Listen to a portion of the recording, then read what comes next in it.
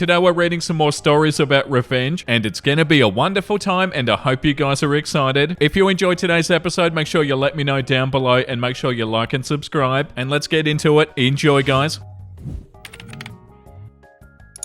I had the roommate from hell and I couldn't get rid of her, so I made living with me as miserable as I could. This happened in 2008, 2009, but I thought this community would appreciate the story. In 2008, I just left my husband. I caught him cheating multiple times and I was just over it. A new girl, we'll call her Amy, started at my job and we had a fast friendship. I was in the middle of packing up and moving out of my house. I needed a roommate for a new apartment I was looking at because my wages weren't going to pay the bills, so we moved in together and we lived peacefully together for a while. I was moving on with my life. I'd gotten a better paying job. I was spending time with my friends and I felt okay with my life at the time. At the time, I was 25, single, and not looking for anything serious, so I had a friend with benefits who would stop over a few times a week. Amy was cool with it on the surface. It did not affect her in any way. My friend didn't hang out at our place. He didn't eat at our place. He didn't use our household supplies. My relationship with him affected her exactly 0%, but I guess she was a little bit green about the fact that I was getting some attention and she wasn't. She would flirt with him. She would go and visit where he worked, etc. But he absolutely was not interested in her. This is where things started to go downhill. For context, she'd been married a few times. She was 13 years older than me, and the dads had full custody of their respective kids. She was dating somebody, but he was already in a relationship, so he wasn't about to commit to anything besides stopping by for 30 minutes after he worked the night shift every day. I tried to point out all the red flags, but she was convinced it was love. This dude used to hit on me constantly in front of her. He was very open about being in a committed relationship with his girlfriend, so I have no idea why Amy thought this was going anywhere. After a few months, I met somebody and I wanted to be serious, so we started dating. We'll call the guy Tom. Tom and I got serious pretty fast. He was living in a horrible situation, so he moved in with Amy and I pretty fast. I think it was after about a month of dating, so we have our room and she has her own room. The bills went from 50-50 to 33-34 to make sure things were still even. We had a shared kitchen, an LR, laundry room I'm assuming, and a bathroom. After Tom moved in, she started openly hitting on him in front of me. Every guy I had at my house, even just friends, she had to hit on. None of them ever took her up on it. Every single one of them turned her down, and I think this added greatly to her oncoming behavior. Over the next couple of weeks, Amy did a complete 180. She stopped paying rent, refused to buy any food, and would eat just whatever Tom and I bought, and would not wash her dishes. We had 2 cats, one hers and one mine, and she would never clean the litter in her room, so her cat would use our hallway floor as a bathroom every single day. Every day when I got home from work, there was a big steaming pile of cat crap right inside my front door, sitting in the middle of a giant puddle of urine. My cat was locked in my room at night with her own supplies, so there was zero chance that it was her. It was the same thing every morning by the front door. Whenever she was done eating the food that she stole from me, she would set her plate with the leftovers on the kitchen floor for her cat to pick at. She would leave the plate there for days, to the point that if I didn't pick them up, there would be multiple plates on the floor with food in various stages of decay. All of my dishes started going missing, except for the cat's plates, of course, and what dishes were left, she refused to wash ever. She used my toilet paper, my laundry soap, even my tampons. This went on for about 2 months and it kept on getting progressively worse. She would use panty liners every single day and would change them multiple times a day, stuffing them in the garbage can in the bathroom. She'd leave it there completely overflowing and spilling onto the floor for days until I caved and I put gloves on and I threw them out. The can would be full in about a week, so this happened a few times. That's not even the worst of it. My expensive DSLR went missing. I was a photography hobbyist at the time, but it was my dream to be a professional photographer and own my own photography business. I would shoot stuff for friends and family as practice, and one day I grabbed my camera bag from the shared living room, and as soon as I picked it up, I felt my heart sink into my stomach. You know that instant dread that grips you the second you realize something truly gut-wrenching has happened? I opened the bag and of course the camera's gone. That was an expensive camera for that time of my life, and it was a gift from my parents, so I was truly devastated. I couldn't prove a thing and I wasn't even sure how long it had been missing. It could have been her boyfriend that took it, but either way it was gone. So now this is it. This is the last straw. I need this biatch out. I went from nice girl to bloody psycho in about 30 seconds. I'm not waiting for a bloody eviction to go through, and I really don't have the money for that anyway. So here's where I start my petty revenge. Amy wants to live here with me rent-free, stealing my crap, hitting on my boyfriend, and neglecting her cat. So be it, but it's going to be on my terms. One vital piece of information: in my divorce, the ding-dong head moved back in with my mummy and took everything from the house to my new apartment. So I owned everything and the lease was in my name. I started by changing the Wi-Fi and the computer password. The following week, I had my cable company come and remove the cable lines to her room. I bought a small fridge fridge for my room and a cabinet, and I put all of my food and personal supplies in my bedroom, and I put a secure lock on my door. I hid my pots and pans, I locked up the soap and toilet paper. The cabinets were empty. I paid for it all, and I would be the only one using it. When her cat crapped on the floor, I'd pick it up and I'd smear it on her bedroom doorknob. Overflowing bathroom trash cans filled to the brim with her panty liners were dumped on her bed. I removed the knobs to the washer and dryer. I did everything possible to make her life uncomfortable. I did other small stuff, anything that came to mind. A few months prior, Amy and I had been working at the same store, and she borrowed another co-worker's laptop. She ended up getting fired, but she never gave the laptop back, and the co-worker was really trying to get it back from her. Amy ghosted her, of course, so while she was out one day, I went and I took the laptop and I gave it back to its rightful owner. Amy called the cops on me and said I stole her computer, but I explained what happened. She admitted to the cops that the computer wasn't hers, and the cops said that it wasn't their problem anymore. That one really made her hate me. She wasn't working at the time, so it's not like she had money to do anything or buy anything. She was literally just existing in my room in my apartment. She would disappear during the day, but I have no idea where she was going. She moved out after about 6 weeks. When she moved out of my apartment, I didn't know she'd left. I just noticed that she wasn't coming or going for about a week, so Tom and I cleaned out her room. She left clothes, broken furniture, a cardboard dresser, and 5 39-gallon garbage bags of trash. Oh my god! That we collected from the mass piles of panty liners and rotting food and ordinary trash that we found in the room. It's a miracle that we didn't have roaches. I found all of my missing dishes and silverware and cups all covered in food and grossness. I threw it all away. I wish I still had the photos though. Oddly enough, about 6 months later, I opened my back door to take out the trash, and my camera was in a bag hanging from the doorknob. I know Amy definitely didn't return it. For about 2 years after, every time I'd find out that Amy was living with somebody new, I'd message them and I'd send them photos of her room, papers in the trash that had her name on them, and I'd tell them the whole story. One time it caused the people she was living with to throw her crap out onto the porch. She had just moved in and they had small kids, and they didn't want to risk it with her. I stopped after that. She knew it was me telling them too, so I figured I'd sufficiently made my point. Edit, she took the cat with her, but not before she threw my cat outside. My cat was missing for 10 days. Oh, that's so awful. And also that edit at the end, they chucked your cat outside and your cat went missing because of it. Like the rest of everything they did was awful. But on top of that, to try to make your cat run away as well, revolting. Yeah, this comment. Wow, what a satisfying story to read. I feel terrible for the cats though. I would be furious if she harmed my cat in any way, including putting them outside of the house. I'm glad she got what she deserved. Yeah, same here. What a wild thing that we just read. I can't even imagine being in this situation. Story number 2 is called Idiot Tries to Follow Me Home Because I Wouldn't Fix His Truck for practically free, so I took the scenic route. Don't worry, I called a rescue. He's a very entitled veteran and supposedly a Purple Heart one. He's also a very racist market type dumbass. One of the reasons my boss will absolutely not have him as a customer during business hours, but will work on his truck after hours with nobody else around. The usual MO is he tries to fix something on his truck, messes it up, and then expects everybody else to fix it for really cheap, using his veteran status as a guilt trip because he already had done half the work himself. This time he quote unquote fixed his brakes and somehow no longer had rear brakes. His truck is 2 bolt failures away from a junkyard. My boss is out of town, so I was in charge for the week, and I had strict instructions to not help him while he's out. He showed up at the shop today demanding that I fix his truck. I had already shut the building up and I was ready to leave. I told him when G gets back, he'll fix your truck. He didn't like that answer and then said something I picked up on to be a racist remark, and I told him to F off until G gets back. He gets pissed and grabs a piece of wood and throws it into the desert. I start my drive home, and a second or two later, I noticed his truck behind me and matching my lane changes. I live 40 miles away, so I knew he wouldn't keep up with me in the hills, and I didn't want to kill him by outpacing him. So I called my friend who's only about 9 to 10 miles in the middle of the desert, and I told him I was going to swing by because I think I'm being followed, and I was going to take the scenic route. He told me he was going to meet me at the halfway, and if he had to, he would scare him off. The scenic route is 7 miles of rough desert road that'll destroy any truck without long travel suspension. A lot of locals use it to test and tune their desert off-roaders. I get to the turn off into the trail and I see his headlights turn in behind me, and at that point I shut my lights off and I turn on my desert headlights and I floor it. I made sure to lure him into the first set of jumps. Right before the jumps, I kicked up a bunch of dust and I turned off all the lights and I waited at the other end. I see his headlights again and I could tell that he cleared the first jump, but I could see his headlight shake going down, and that's a sign of suspension failure from hitting the ground hard. I turned on all of my lights so he could see where I was, and then I left and proceeded to my friend. He was waiting for me with his brother and had a big crap-eating grin. He told me he saw me about a mile away because of the lights, but couldn't see the other truck behind me and just said, "Looks like he must have missed the first jump. I'm gonna call rescue." We hung out another few minutes and took a different trail that led me to the highway home. Later in the evening, I get a call that he was fine, but his truck was literally bent at the cab and bed from the 5-foot drop that he experienced. He said he got lost going home. I plan on calling G in the the morning and letting him know that I'm having that dumbass trespass from the shop for that stunt. Update, G has been contacted. He's taking my side on this and he's no longer welcomed at the shop. He's been formally trespassed by the sheriff. I also saw the truck. It's bent with the bed and the cab pressed into each other at another shop though. Wow, okay. I thought the last one was an adventure to read. That was also an adventure to read. And what's wrong with people? For real? What the hell are they doing following you? Like, what was their plan? So entitled and unhinged. Story 3 is called Karen Neighbor Complained. Now everybody has to suffer. Our Karen neighbor complained about another neighbor's motorcycle. It's a stock bike, so he didn't add any loud mufflers. And prior to this, he's been very respectful. He would start the bike and drive conservatively out of the neighborhood. But then enters Karen. Karen complains about everything and everybody knows her. She's complained several times about the motorcycle and calls the cops frequently for dumb stuff. This time she decides to go too far and tries to prevent the motorcycle from leaving the neighborhood. She nearly ran him over. So now, because Karen literally tried to murder somebody, the motorcycle rider starts his motorcycle a few times a day, rides to Karen's house a couple of houses down, revs his engine up for a few minutes, and then speeds away in the most obnoxious way possible. He's even had some of his buddies come by in a sort of an F you to Karen parade. I talked to him, we know each other, and he's a decent dude, and he at least agrees to stop doing this at nighttime and to ride safely since there are a lot of kids in the area. I honestly can't blame him at all. Everybody hates this biatch and she deserves much worse considering what she did. I just wish there was a legal way to get her to stop being such a biatch. Yeah, I don't understand people like this. Like, why are they dead set on making everybody else around them miserable? Like, what's that, neighbors? You're trying to enjoy your life? Not on my watch. It's so frustrating. The next one is called Deny My Ability to Use My Backyard When My Dog Is Dying. Alright, you'll no longer be able to enjoy yours. A couple of months ago, our lovely older pit bull was fighting cancer, and we had the painful decision made to have her put down. She was definitely low on energy at this point. Moving was difficult, and getting her to eat was near impossible. With that, one of the only things we wanted was to give her one last day outside in the backyard. So, the day before she was put to sleep, in the early morning, I set out to set up a tent in our backyard and filled it inside and outside with things that our dog absolutely loved. I noticed as I was setting things up, the neighbor behind us was placing sticks and leaves in their fire pit, which normally I wouldn't care at all, but the poor dog is having trouble breathing at this point. I figured that it wouldn't be an imposition to let them know my current situation, and I asked if they could postpone the burning just for today. The wife let me know that they're just going to be burning a few things to clear their yard, and it won't go for long, and she gave me some level of understanding about the dog. With that, she lit up the fire and the smoke billowed into my backyard. For some context, the neighbor is directly behind my property. I have about a 100 foot by 100 foot backyard, and theirs is about 50 foot length by 100 foot wide. Just to add to this, I don't mind if people are burning things around me. I'm not particularly fond of it, but if it makes them happy, that makes me happy. So a few hours go by. I notice they're still outside adding more stuff to the fire. I approach and I ask them kindly on an ETA, trying to be as patient and understanding as I could. They say they're almost done. A few hours later, there's a raging fire outside, and I can visibly see the husband outside pointing at my home, yelling and then adding actual campfire logs. No longer leaves and sticks. At this moment, I'm not angry. I'm very sad. Poor dog isn't going to have the last day that we wanted to give her. We would take her somewhere else, but we don't want to stress her. So we spent the rest of the day inside. Later that night, around 9 p.m. as the sun is setting, I go out for a walk and I notice the damn fire is still roaring. Mind you, as it was most of the time, with nobody there. At this moment, I'm now pissed off and I start looking into state laws, city laws, and everything in between. From this, I find out that my city has an ordinance that clearly states a fire pit cannot be within 50 feet of a structure. I could, if I wanted to, contact the city and have it stopped, simply because no matter where they place it in the backyard, it'll still be within 50 feet of their home, but that seems non-permanent enough. I was already considering getting a fence installed, and I already had multiple quotes. It was hard to swallow a bill for 15 grand, but within 24 hours of the situation, guess what I paid for? The fence will be installed within the next couple of weeks around the edge of my property, and their fire pit is no further than 10 feet from my fence. Can't take a single day away from your fire pit for a dying dog? Well, enjoy never using it ever again. Yeah, and fair enough, OP.